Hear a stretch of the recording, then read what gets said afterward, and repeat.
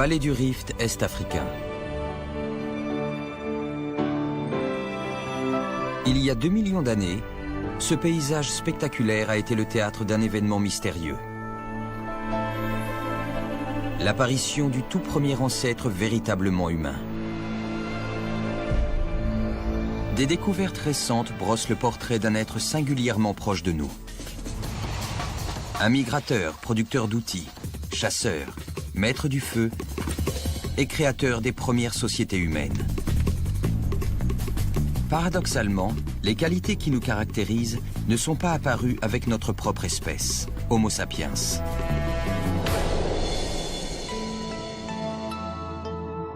La naissance de l'humanité a eu lieu beaucoup plus tôt, il y a des millions d'années.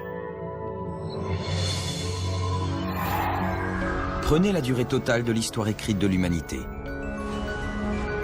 soit environ 5000 ans. Vous remontez aux pyramides égyptiennes, multipliez par 2, 10 000 ans, la domestication des plantes et les débuts de l'agriculture. Multipliez encore par 2, 20 000 ans, les fresques pariétales saisissantes des chasseurs de l'âge glaciaire. Multipliez par 2 encore 6 fois, c'est alors seulement qu'apparaît notre ancêtre, Homo erectus, dans la vallée du Rift.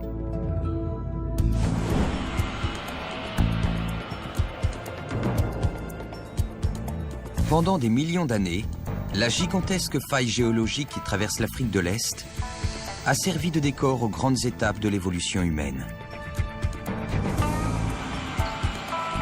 Tout a commencé il y a environ 6 millions d'années, quand les premiers grands singes se sont redressés sur leurs pattes arrière. Malgré la diversité des espèces, c'étaient tous des êtres simiens dotés d'un cerveau relativement petit. Le plus célèbre d'entre eux est le fossile connu sous le nom de Lucie. Le voici. 1,15 m de haut et un cerveau de la taille de celui d'un chimpanzé. Les hominidés comme elle ont peuplé les forêts et les prairies d'Afrique pendant des millions d'années. Et puis quelque chose a changé. Il y a environ 2 millions d'années, on voit apparaître une nouvelle espèce dotée de capacités sans précédent dans le royaume animal. Homo erectus sait fabriquer des outils et chasser. Il est l'un des premiers représentants du genre Homo, le genre humain.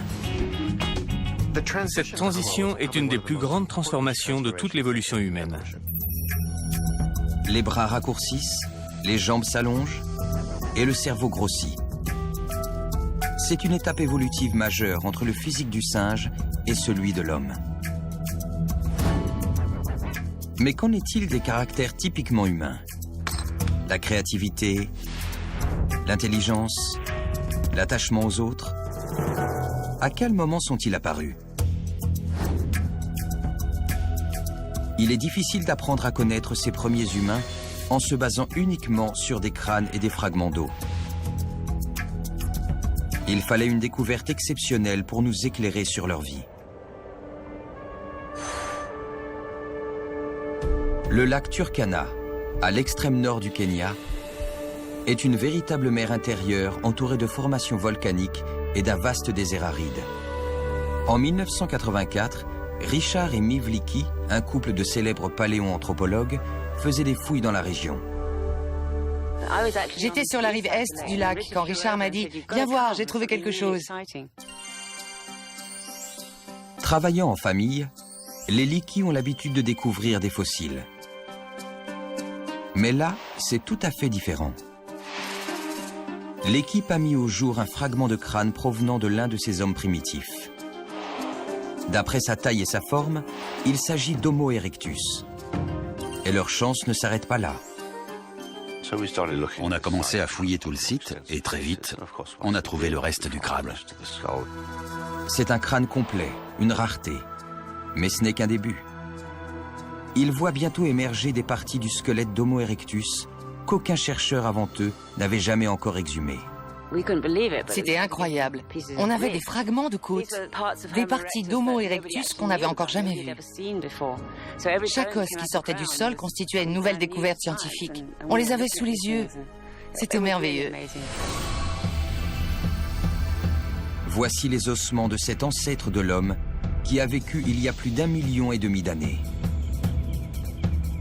C'est le squelette humain le plus ancien qu'on ait jamais trouvé. Les Likis l'ont surnommé le garçon du Turkana. Il a bouleversé notre compréhension de la transition entre le singe et l'homme. Ce qui est important, c'est que le garçon du Turkana est très complet. On a les bras, les jambes et des morceaux de la colonne et des côtes. D'habitude, on est tout excité de tomber sur un petit fragment d'os. Mais ce petit fragment ne peut pas nous apprendre grand-chose sur un individu. Avec un squelette presque complet, on peut commencer à poser de grandes questions. La première grande question est: à quoi ressemblait-il ? Son squelette nous dit qu'il mesurait 1,60 m et que sa façon de se tenir était plus proche de l'homme que du singe. Mais à quel point? Victor Dick est paléo-artiste. Il peint et sculpte nos ancêtres humains avec une grande précision anatomique.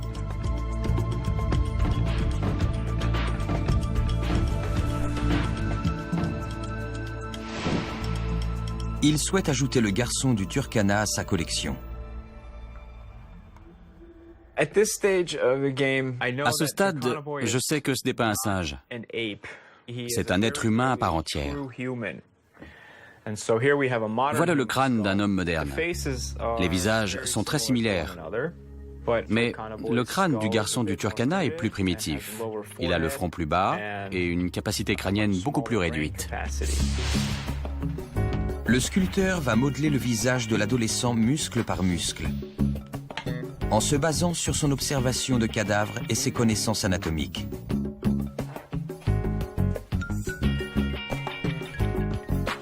Si la tête du garçon est primitive, son squelette est étonnamment humain.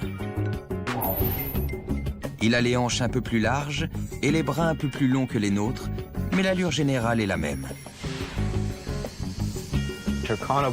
En voyant le garçon du Turkana ou Homo erectus à 100 mètres de distance, vous diriez « Tiens, voilà quelqu'un d'assez corpulent. » Mais c'est un être humain.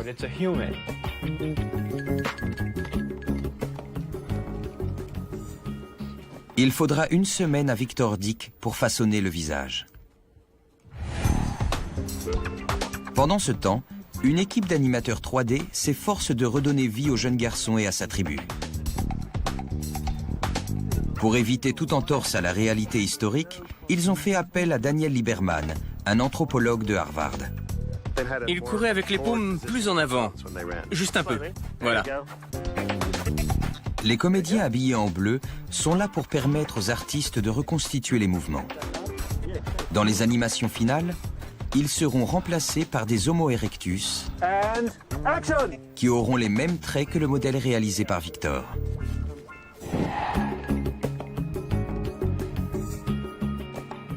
Le processus de reconstruction faciale touche à sa fin et le visage paraît étonnamment familier. Le voici donc tel qu'il était il y a 1,5 million d'années. Notre ancêtre Homo erectus, connu sous le nom de garçon du Turkana. Mais son apparence n'est que le début de son histoire. Pour reconstituer sa vie, il faut d'abord déterminer à quel âge il est mort. Sur son squelette, on peut voir que les cartilages de croissance des os longs, qui fusionnent à l'âge adulte, ne sont pas encore solidifiés. Malgré sa grande taille, il n'avait pas fini sa croissance. Pour les chercheurs, cette information est une véritable aubaine. On peut répondre à des questions du genre « Est-ce qu'il a grandi comme un homme actuel ou plutôt comme un singe ?» Le garçon mesurait déjà 1,60 m. Après avoir comparé ses os et ses dents à des squelettes humains, les scientifiques évaluent son âge à environ 14 ans. Mais l'examen de sa mâchoire réserve une surprise à Christopher Dean, expert en paléo-odontologie. Fossiles ou non, toutes les dents portent une empreinte remarquablement nette de notre enfance. Voici une dent fossile. Vous pouvez voir la couche d'émail qui recouvre le noyau de la dent, fait de dentine, c'est-à-dire d'ivoire.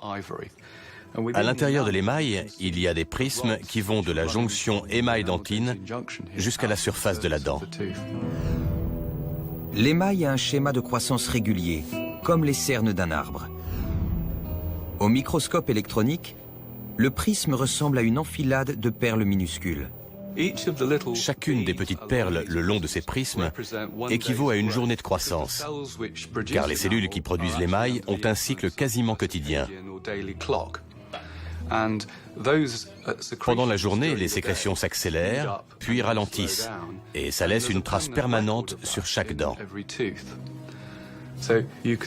On voit les prismes qui traversent tout le tissu, et chaque jour, il y a un tremblement à l'endroit où le tissu ralentit, puis accélère. Il suffit donc de compter toutes les perles d'un prisme pour connaître le nombre exact de jours pendant lesquels l'émail s'est développé. Lorsqu'il analyse les dents fossilisées du garçon du Turkana, Christopher Dean fait une découverte stupéfiante. Le jeune garçon n'avait pas 14 ans, mais 8. Ça signifie que le processus de croissance de cet enfant était plus proche de celui des chimpanzés actuels. S'il mesurait 1,60 m à 8 ans, c'est le signe que ce garçon a grandi au rythme d'un chimpanzé plutôt qu'à celui d'un homme. En effet, la croissance du chimpanzé est brève. À 7 ans, il est sexuellement mature. Chez l'homme, c'est plus long. Nous n'atteignons la puberté qu'autour de 12 ans. Pendant la transition entre le singe et l'homme, l'enfance s'est donc rallongée. Mais quel avantage peut-il y avoir à nourrir et à protéger des êtres sans défense pendant si longtemps ?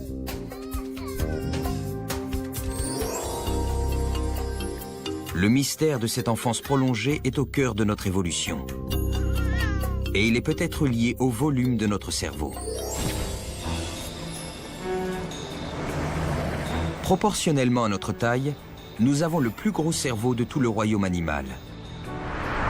Il est si gros que la majeure partie de son développement se fait après la gestation, pour permettre à la tête du bébé de franchir le canal utérin. Nous avons ainsi le temps de nous former et d'assimiler toutes les informations nécessaires pour subsister dans nos sociétés humaines complexes.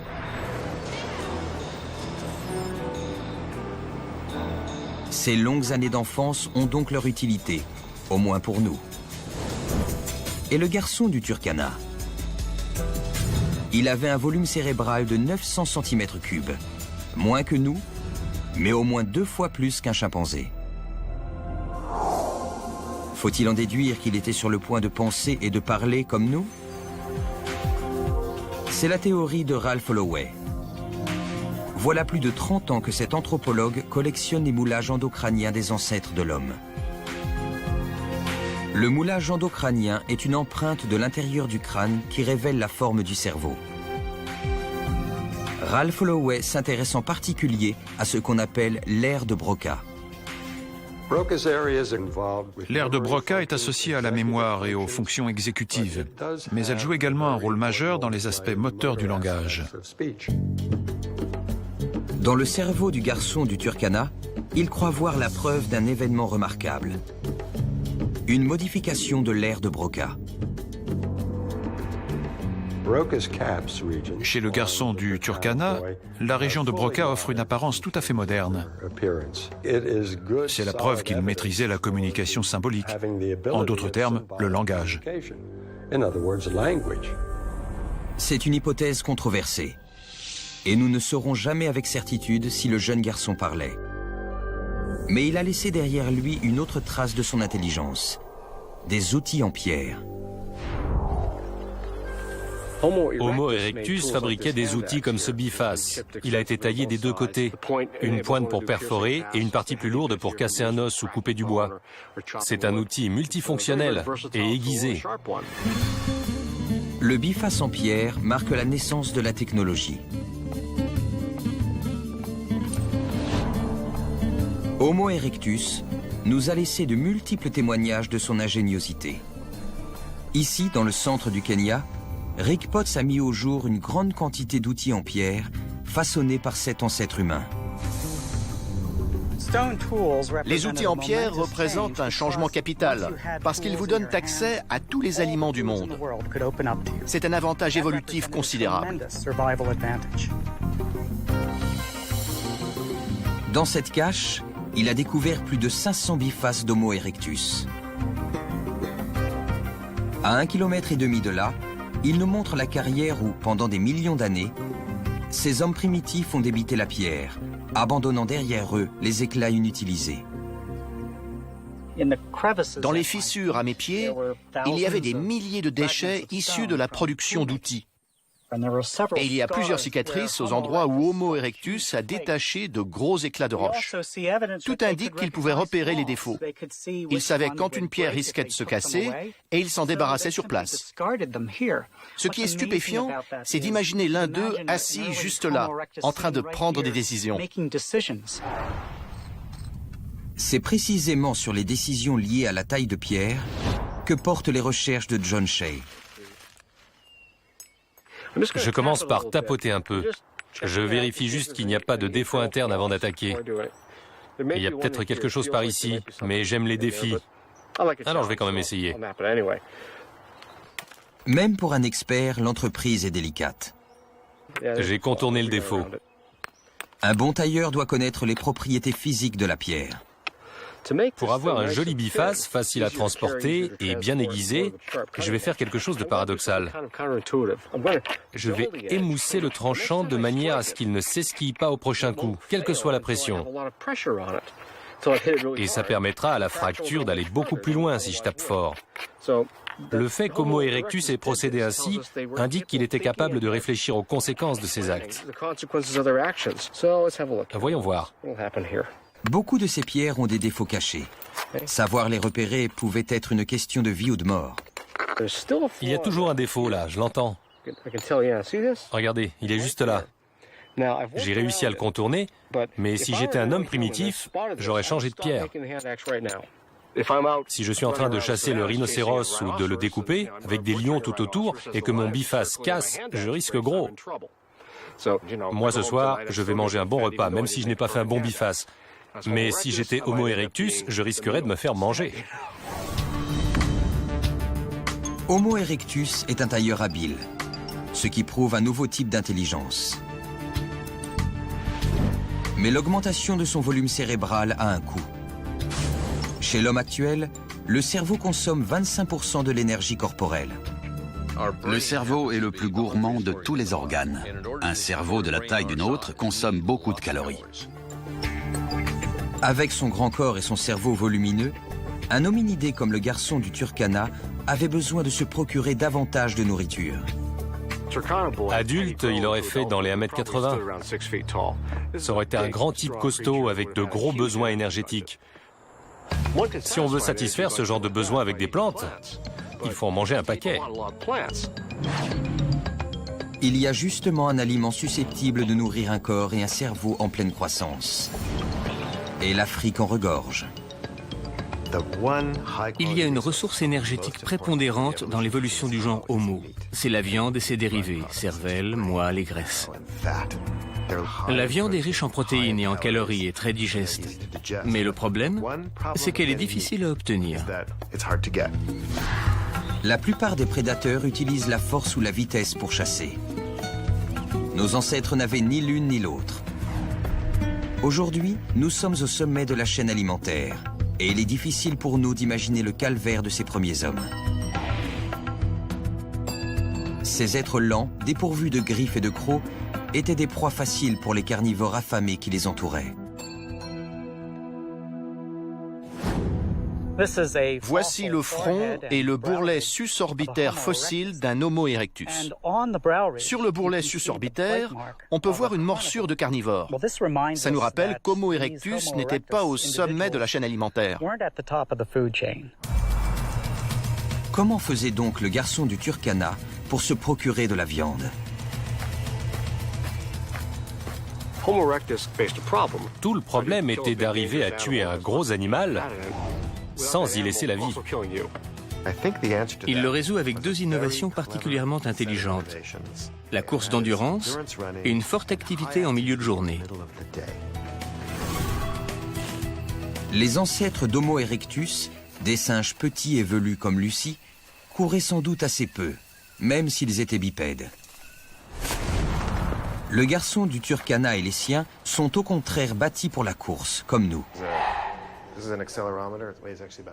Daniel Lieberman pense qu'ils pouvaient courir sur de longues distances parce qu'ils avaient perdu leur épais manteau de poils et transpiraient pour réguler leur température corporelle. Il y voit la clé de leur succès. Mais comment savoir si ces changements décisifs se sont réellement produits à l'époque du garçon du Turkana, il y a environ 1,5 million d'années? On trouve rarement trace de la peau et des poils dans les fossiles. Les chercheurs se sont donc tournés vers une créature intimement liée aux poils depuis très longtemps. Le pouls. On trouve des ectoparasites chez tous les animaux. Les mammifères, les oiseaux et même les poissons. Mais chez la plupart des créatures, il n'y a qu'une seule variété de vermine.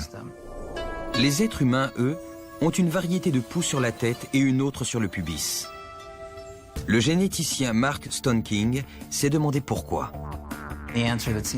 La réponse semble évidente. Tant qu'on a eu des poils partout, il n'y avait qu'une seule variété de poux. Mais quand notre pilosité s'est réduite aux cheveux et aux poils pubiens, ça a créé une sorte de barrière de peau glabre entre les deux zones. Le scientifique constate que le pouls du pubis est très différent de celui de la tête. Tout porte à croire qu'il nous a été transmis à l'origine par les gorilles. Parce que les morpions sont en fait plus proches du pouls du gorille. Je ne me risquerai pas à spéculer sur la façon dont nos ancêtres ont pu se retrouver avec des poux de gorille dans les poils pubiens. Quoi qu'il en soit, cet ectoparasite est la clé de toute l'histoire. Le scénario le plus probable, c'est que la raréfaction progressive de nos poils a forcé les premiers poux pubiens humains à migrer vers notre tête. Notre pubis a ainsi été débarrassé momentanément de ces parasites. Plus tard, que ce soit parce qu'ils dormaient dans leur nid ou parce qu'ils les chassaient pour leur viande, nos ancêtres ont été en contact avec des gorilles. La vermine du singe a alors colonisé le pubis humain, finissant par aboutir aux morpions modernes. Il suffit donc de déterminer à quand remonte la divergence entre le morpion et le pouls du gorille pour avoir une idée approximative du moment où nous avons perdu nos poils. C'est là qu'intervient la technique de datation génétique dite de l'horloge moléculaire. Cette technique repose sur le fait que la séquence de base chimique qui constitue l'ADN a un rythme de mutation assez régulier. L'idée est très simple. Le rythme du changement des séquences d'ADN est plus ou moins constant sur la durée. C'est ce qui nous permet de déterminer à quand remonte le dernier ancêtre commun de deux espèces. On peut donc savoir depuis combien de temps deux espèces évoluent séparément en dénombrant les différences entre leurs deux génomes. Mark Stoneking a utilisé l'horloge moléculaire pour compter les différences entre l'ADN du pouls du gorille et celui du morpion humain afin d'obtenir la date de leur divergence. La divergence remonte approximativement à 3 millions d'années. Cela veut dire que bien avant Homo erectus, peut-être même à l'époque de Lucie, nos ancêtres ont lentement commencé à perdre leurs poils. Le corps du garçon du Turkana était presque glabre, tout comme le nôtre. C'est peut-être ce qui lui a permis de s'imposer face à d'autres prédateurs. Sous le soleil de midi, beaucoup d'animaux sont désavantagés parce qu'ils surchauffent. Pour se rafraîchir, ils doivent halter. Comme halter est impossible lors d'une course rapide, ils ne peuvent faire que des sprints. Les quadrupèdes peuvent galoper 10 à 15 minutes avant de surchauffer. Mais les hominidés se rafraîchissent grâce à la transpiration. Ils se servent de leur corps comme un chien de sa langue.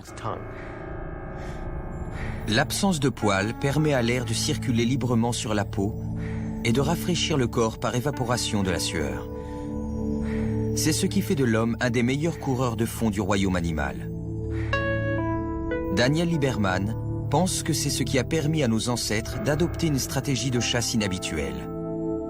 La chasse-poursuite. Il se base sur les données ethnographiques modernes pour en savoir plus. Les bauchiments du Kalahari nous donnent un aperçu de la façon dont devait se dérouler la chasse il y a 2 millions d'années.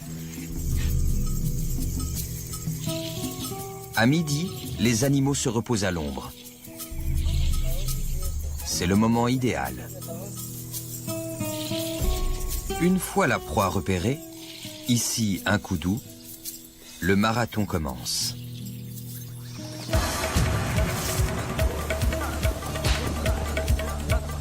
La stratégie est simple, le faire courir jusqu'à épuisement. Chaque fois que l'animal essaye de se reposer, les chasseurs le forcent à se remettre en mouvement, sans jamais lui laisser le temps de faire redescendre sa température. Contrairement à lui, ils peuvent courir longtemps parce qu'ils transpirent. Si cette théorie est exacte, cela explique peut-être comment le garçon du Turkana parvenait à se procurer de la viande. Homo erectus avait trouvé une façon ingénieuse de nourrir son insatiable cerveau.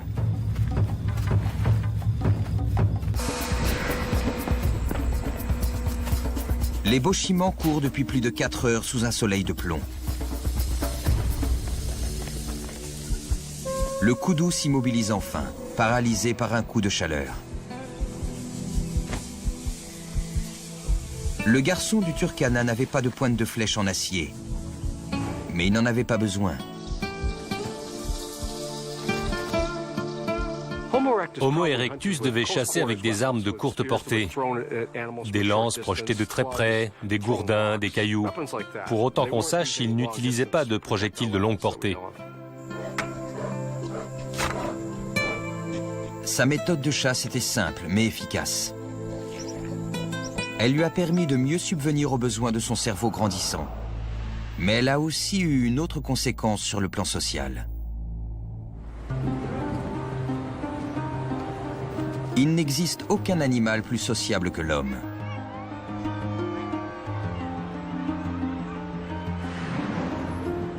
La société est au cœur de notre vie. Les relations humaines, la communication, les règles, le symbolisme sont autant de choses qui nous lient les uns aux autres. Mais comment sommes-nous devenus des êtres si sociaux?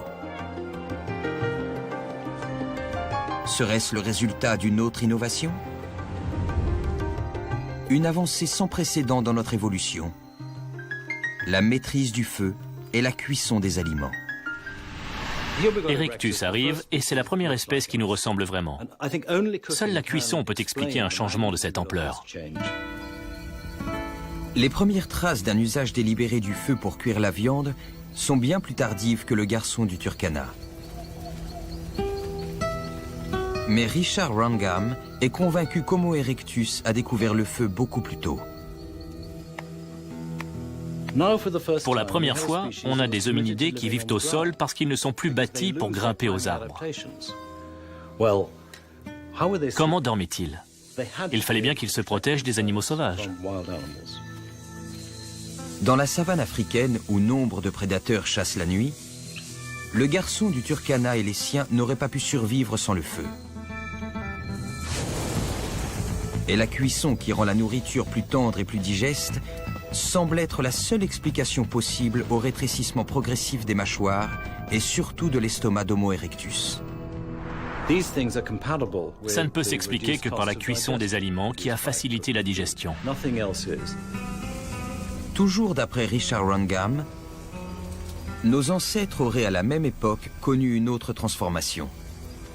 Ils seraient devenus plus sociables. Les humains ont un tempérament merveilleusement calme par rapport aux chimpanzés. D'où est-ce que ça vient? Nous avons été attirés vers ce lieu commun qu'est le foyer. Le chercheur pense que nous avons appris le partage et la communication assis autour du feu à attendre que la viande cuise. Pure spéculation, diront certains. Peut-être, mais une chose est sûre. Le monde d'Homo erectus est marqué par l'émergence de nouvelles relations sociales. Le rapport entre la mère et l'enfant n'est plus le même que chez les singes.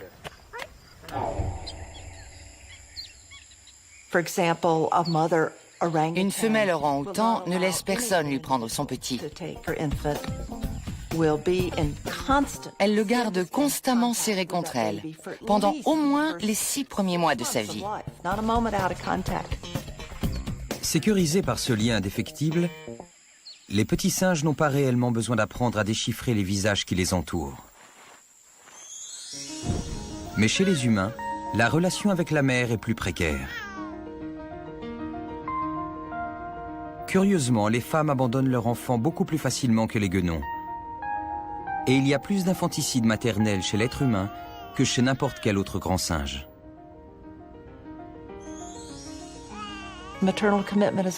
L'engagement maternel semble beaucoup plus contingent chez l'homme que chez les singes. Contrairement à la plupart des primates, les femmes confient une partie des tâches éducatives à d'autres. La survie de l'enfant dépend donc de sa capacité à inspirer de l'affection. C'est peut-être pour cette raison que les bébés ont développé une sensibilité particulièrement aiguë. Les enfants humains connaissent instinctivement leur mère. Ils savent lire l'expression de son visage à la recherche de signes d'attachement. Cette conscience innée des intentions et des sentiments des autres est totalement unique dans le monde animal.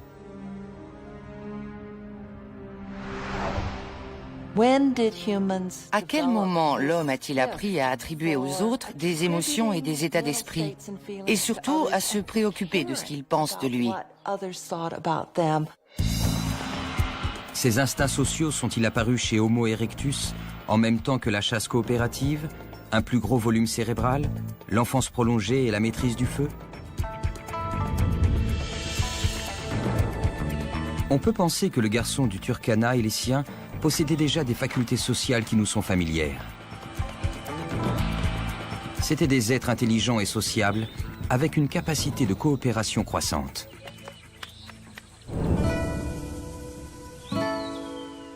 C'est peut-être cela qui a rendu possible une autre de nos grandes prouesses, l'exode hors d'Afrique. Pendant des millions d'années, nos premiers ancêtres sont restés dans la savane africaine. Et puis un jour, ils ont commencé à partir. On a retrouvé des crânes et des outils fossilisés jusqu'en Chine et en Indonésie. Mais à quel moment nos ancêtres ont-ils quitté l'Afrique? Et pourquoi? Les chercheurs ont longtemps considéré que le garçon du Turkana apportait une partie de la réponse. Avec son gros cerveau et son corps massif, capable d'une migration difficile, il avait tout pour coloniser le monde. Au milieu des années 80, on pensait qu'un hominidé comme celui-ci avait quitté l'Afrique il y a environ 1 million d'années. Pendant plusieurs décennies, on a communément admis que des êtres grands et forts comme le garçon du Turkana avaient quitté l'Afrique il y a 1 million d'années. Mais aujourd'hui, tout porte à croire que la migration a commencé beaucoup plus tôt. Dmanisi, en Géorgie. Situé à des milliers de kilomètres de la vallée du Rift, les montagnes et les plaines du Caucase n'avaient encore jamais produit de fossiles des premiers ancêtres humains. Jusqu'à cette découverte stupéfiante. C'était une mandibule plantée dans le sol avec les dents vers le bas. Quand j'ai commencé à la nettoyer, j'ai vu apparaître les dents de devant. Et j'ai très vite compris qu'il s'agissait d'un hominidé. Mais de quelle espèce? La mâchoire semble être celle d'une forme primitive d'Homo erectus. Mais au départ, personne ne veut y croire. Quand nous avons exhumé cette mandibule en 1991, la communauté scientifique a accueilli la nouvelle avec scepticisme. On avait du mal à mettre la Géorgie et le Caucase sur la carte de l'évolution humaine. Depuis lors, Dmanisi a fait une entrée remarquée sur la carte de l'évolution humaine. Les multiples fossiles d'Homo erectus mis au jour sur le site ont bouleversé notre vision de l'exode hors d'Afrique. On sait désormais que les premiers migrants étaient nettement plus primitifs que le garçon du Turkana. On croyait que les hominidés qui avaient quitté l'Afrique étaient grands, comme le garçon du Turkana, avec des cerveaux volumineux et une technologie avancée. Dmanisi a prouvé le contraire. Ils étaient plus petits, à peine 1,40 m, avec des épaules plus simiesques et des outils moins sophistiqués. Ils sont beaucoup plus primitifs. Ils ont un cerveau plus petit et ils utilisent des outils en pierre rudimentaires. Mais les chercheurs ne sont pas au bout de leur surprise. Le paysage de Dmanisi a été formé par l'accumulation de couches successives pendant des millions d'années. Il y a 1 810 000 ans, de violentes éruptions volcaniques ont déposé une couche de cendres. Les fossiles retrouvés juste au-dessus étaient donc légèrement plus récents, environ 1 800 000 ans. Pour la communauté scientifique qui pensait que tous nos ancêtres avaient évolué en Afrique, c'est une gigantesque surprise. Comment un petit Homo erectus primitif a-t-il pu migrer dans le Caucase il y a près de 2 millions d'années, bien avant le garçon du Turkana? Il est désormais établi qu'Homo erectus a commencé son expansion immédiatement après être apparu dans les savanes africaines. À l'origine d'Homo erectus, on a une transformation soudaine du corps humain et il quitte aussitôt l'Afrique. Les fossiles géorgiens prouvent que le genre Homo s'est lancé à la conquête du monde beaucoup plus tôt qu'on ne le pensait. Et aujourd'hui, certains éléments font envisager une migration encore plus ancienne. Nous sommes à 8000 km de l'Afrique, sur l'île de Flores, en Indonésie. En 2003, des archéologues font une découverte si étrange que personne ne sait comment l'interpréter. Ils mettent au jour les restes d'un hominidé minuscule. Il mesure moins d'1 mètre, plus petit encore que les fossiles de Dmanisi. Son nom scientifique est Homo floresiensis. Mais sa taille lui a valu le surnom de Hobbit. Ça a soulevé toute une polémique, parce qu'on n'est pas tout à fait sûr de ce que c'est. Le moulage endocrânien du Hobbit fait environ 400 cm3. À peine plus que le cerveau de Lucie, le célèbre singe bipède qui a vécu il y a 3 millions d'années. Il n'y a pas que le cerveau et le visage. Les pieds, les mains et les jambes sont primitifs aussi. Les membres inférieurs rappellent le squelette de Lucie. Ça nous a beaucoup surpris. Dans la grotte où gisait cet être primitif, on a également retrouvé des outils en pierre. Une chose que Lucie n'a jamais eue.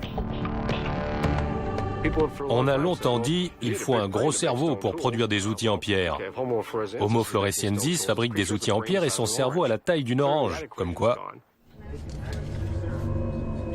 Homo floresiensis est une véritable énigme. D'où venait-il? Et qui était-il?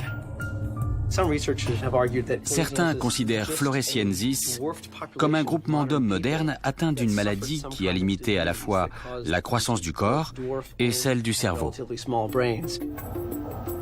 Mais malgré des examens approfondis, la plupart des chercheurs n'ont décelé aucune trace de maladie.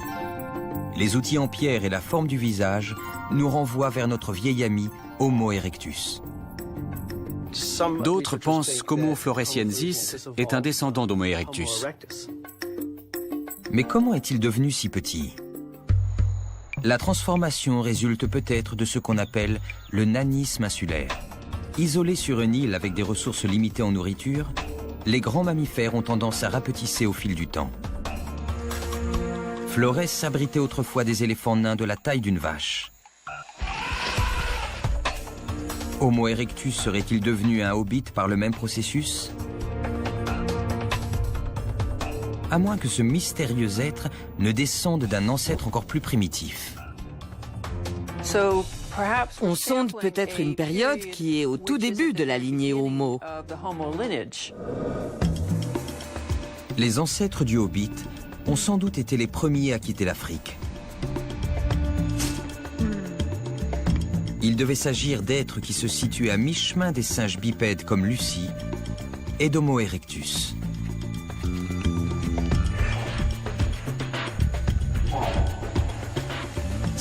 Si c'est bien le cas, ce qu'on a en Indonésie est logique.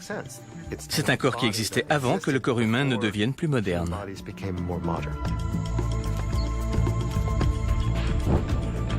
Pourquoi une créature aussi primitive s'est-elle aventurée hors d'Afrique?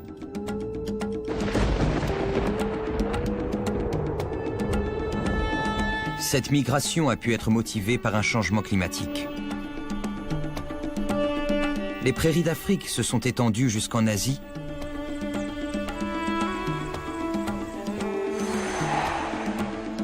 Et le gibier a suivi. Les animaux quittent l'Afrique et les hominidés partent avec eux. C'est leur moyen de subsistance. Bien sûr, nos ancêtres ignoraient qu'ils quittaient l'Afrique. Ils ont simplement suivi le gibier dont dépendait leur survie à travers le Sinaï jusqu'au Moyen-Orient et au-delà. On parle souvent d'exode, mais ça ne s'est pas vraiment passé comme ça. Le mot exode évoque la Bible ou l'arrivée des Européens dans le Nouveau Monde. Mais la dispersion des êtres humains hors d'Afrique ne ressemble sans doute à aucune migration historique. Le processus a dû se faire très lentement. Comme à chaque fois qu'un animal colonise un nouveau territoire. On peut imaginer un groupe d'Homo erectus se déplaçant chaque année d'1 kilomètre dans une direction.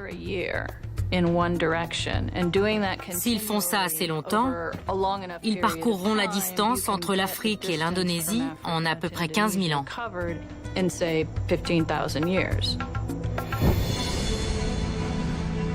Il y a environ 1 million d'années, Homo erectus avait colonisé toute l'Asie, du Caucase jusqu'à l'Indonésie. Et une découverte récente en Espagne a montré qu'il peuplait aussi l'Europe. Nos ancêtres avaient conquis l'ancien monde.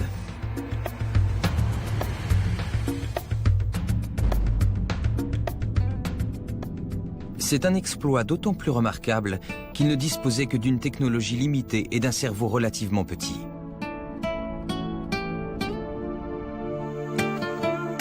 Quant à leur longévité, elle est stupéfiante. Quelques poches d'Homo erectus subsistaient vraisemblablement en Asie il y a tout juste 50 000 ans.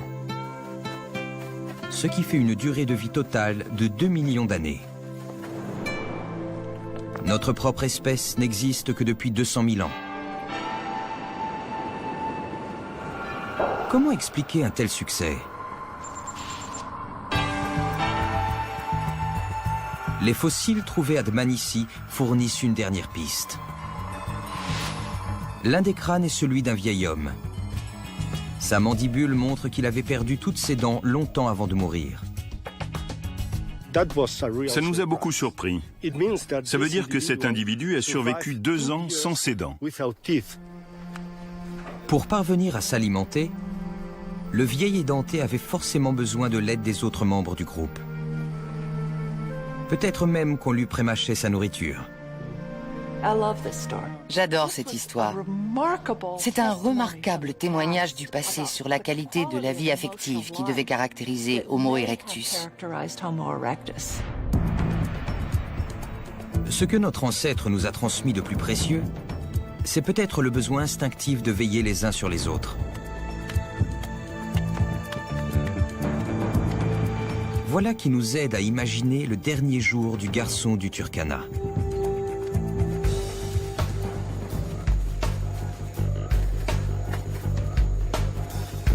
Dans ce scénario mis en image d'animation, il commence sa journée en partant pour la chasse.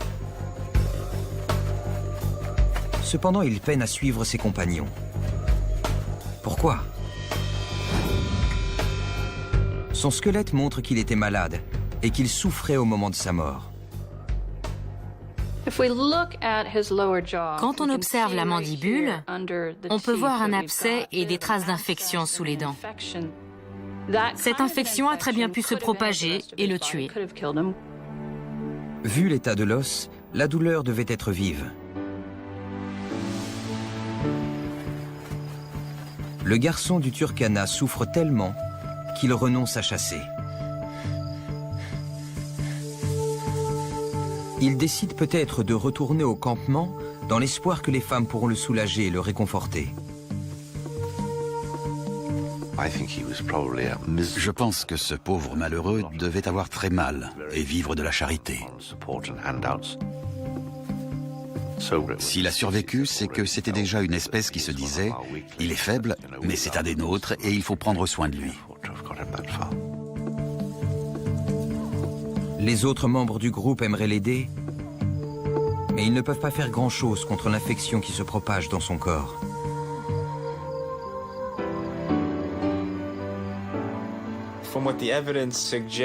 Je me suis toujours imaginé qu'il ne devait pas savoir ce qui n'allait pas chez lui. C'est assez triste. Et pourtant, il a fini par devenir un être immortel.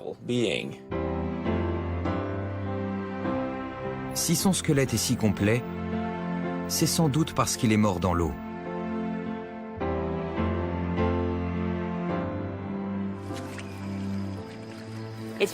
C'est très rare de trouver un squelette. En général, les carnivores mangent presque tout. Mais le corps devait être dans un marécage et les animaux ne l'ont pas vu. Il s'est décomposé progressivement, enterré sous les sédiments de crues successives. Des hippopotames avaient piétiné le sol, juste au-dessus. Et certaines des côtes étaient à la verticale, au lieu de reposer à plat. On pouvait reconstituer ce qui s'était passé après sa mort et voir pourquoi il était complet. C'était vraiment extraordinaire de voir un tel spectacle.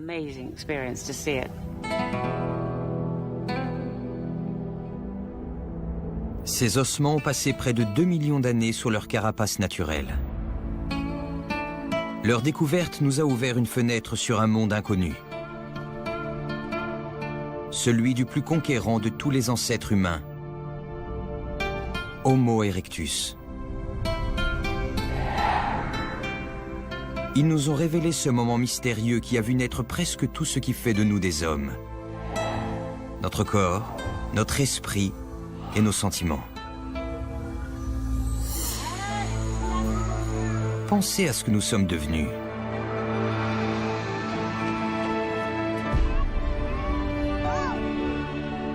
Remontez le fil de nos origines jusqu'au début de notre histoire. Tout commence avec le garçon du Turkana et son peuple.